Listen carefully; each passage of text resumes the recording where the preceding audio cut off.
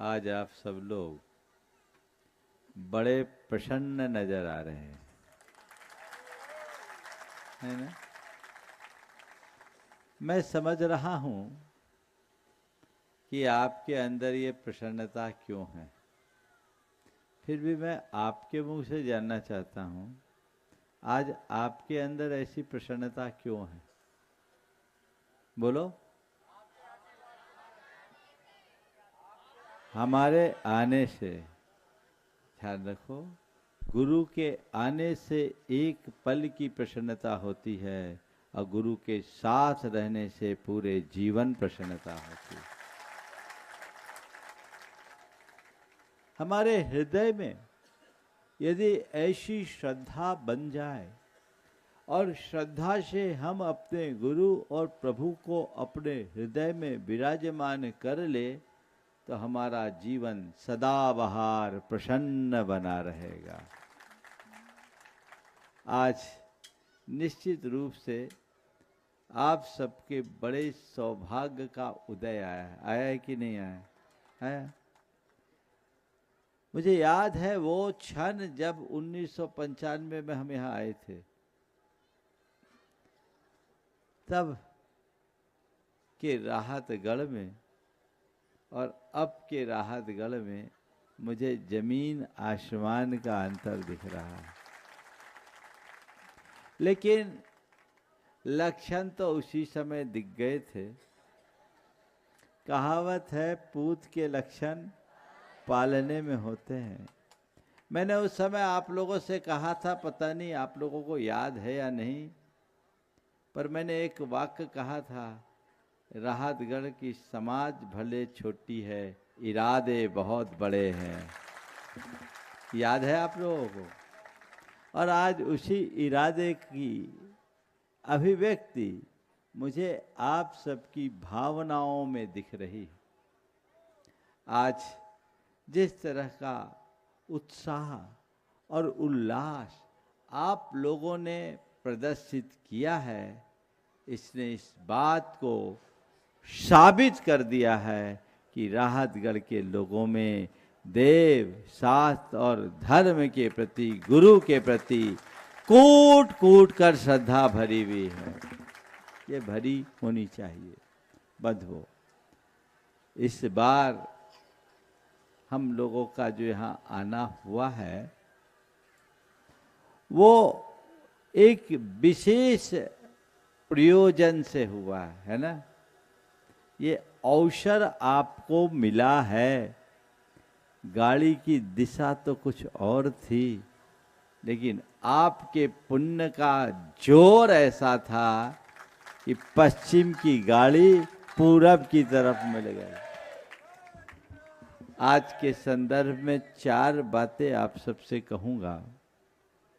अवसर पाना, अवसर का लाभ उठाना, अवसर खोजना और अवसर खोना। पाना, लाभ उठाना, खोजना और खोना। अवसर पाना मुश्किल से होता है। हर किसी को अच्छे अवसर नहीं मिलते। बहुत कठिनाइयों से, बड़े प्रबल पुण्य के योग से अच्छे अवसर मिल पाते। इस अर्थ में आप लोग बड़े भाग्यशाली हैं कि आज आपने अवसर पाया और अवसर को खोजा है चौधरी परिवार ने। मंदिर नहीं बनता तो पंचकल्याणक नहीं होता, पंचकल्याणक नहीं होता तो आज का ये अवसर नहीं होता। होता क्या, बोलो? तो ये अवसर मिला किसके निमित्त से मिला? मंदिर बनने के निमित्त से मिला। इस अर्थ में उस परिवार को आप सबको जोरदार साधुवाद देना चाहिए।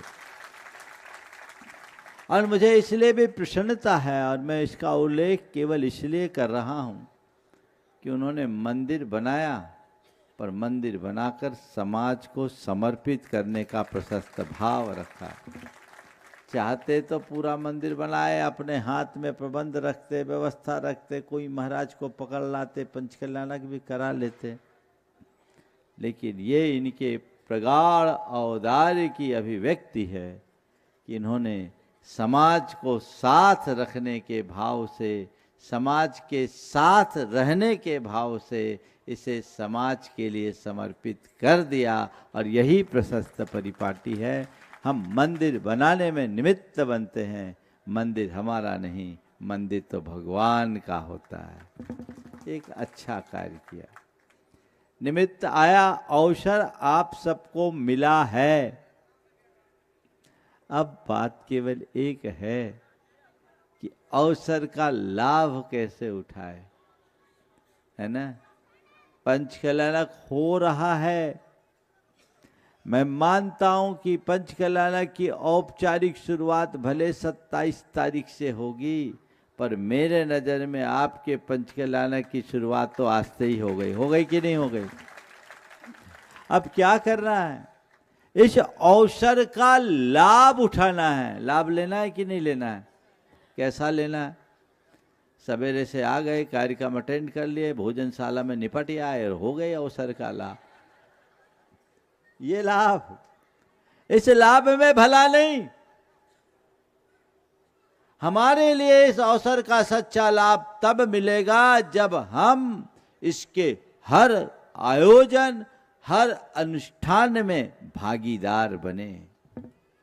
बंधुओं, यद्यपि इतने बड़े महाअनुष्ठान, जैसा मुझे बताया गया कि पिछले 250 साल के इतिहास में पहले कभी नहीं हुआ, ऐसा बताया गया।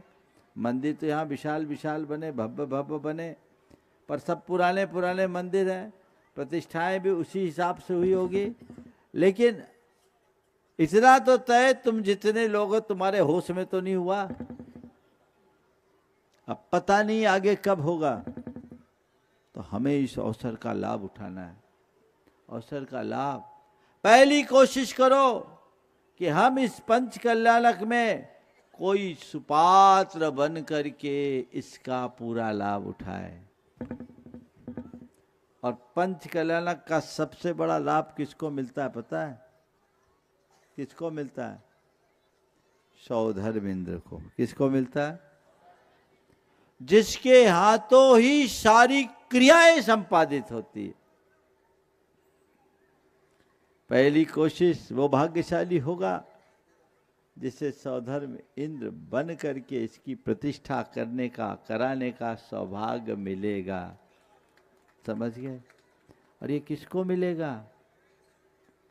जिसके हृदय में उदारता होगी, जिसका प्रबल पुण्य होगा। पैसे वाले नहीं बनते हम, तो हमारा अनुभव है, पैसा वाले पैसे पकड़ के बैठे रह जाते हैं। और ऐसे लोग निकल जाते हैं जिसके बारे में कोई सोचे भी नहीं। क्यों? ये सब अवसर पुण्य के योग से मिलते हैं।